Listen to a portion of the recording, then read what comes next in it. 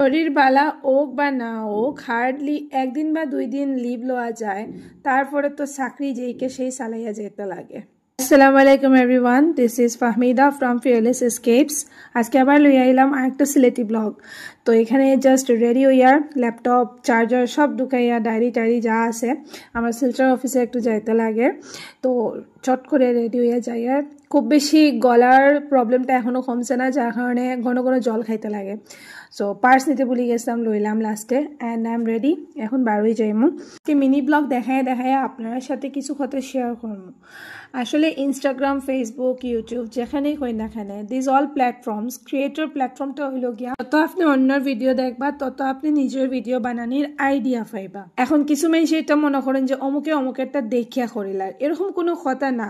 কারণ এটার নিয়মই এটা, আমি যদি অন্যরার ভিডিও না দেখি তাহলে আমি ভিউজ দিতে পারতাম না, প্লাস আমি নিজেও কিছু শিখতে পারতাম না। তো এটারে কপি করা হওয়া ওর না, এটা জাস্ট আমি ইন্সপায়ার হইয়া তার মতো আমি ক্রিয়েট করি। আর কপি তখনই হয়ে যাব বা নকল তখনই হইব যখন আমি তার ভিডিওটা ডাউনলোড করি আনি আমার পেজও সারিয়ে আমি ভিউজ খামাই। আর যাই হোক, আমি জাস্ট এটা একটা পার্টলি শেয়ার করলাম, কারণ এটা প্রায় সময় আমার খানো আয়, জানি না আপনারা খানো আয় কিনা না। অনেকগুলা ক্লিপ গেছে গিয়া, আমি জাস্ট ঘরও আই গেছি, ব্যাক করছি 3টার দিকে। তোই আপনি বড় অফিসার হই না খানে, ওই আইয়া গড় ডেক মাস্টারই করতেই লাগবে। রেডি গড় রান্না আসলো, গতিকে বেশি টেনশন লইতে লাগছে না।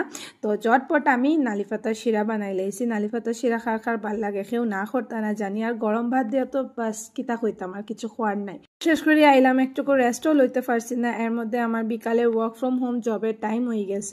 এটা তো আমার অনেক হ্যাকটিক জার।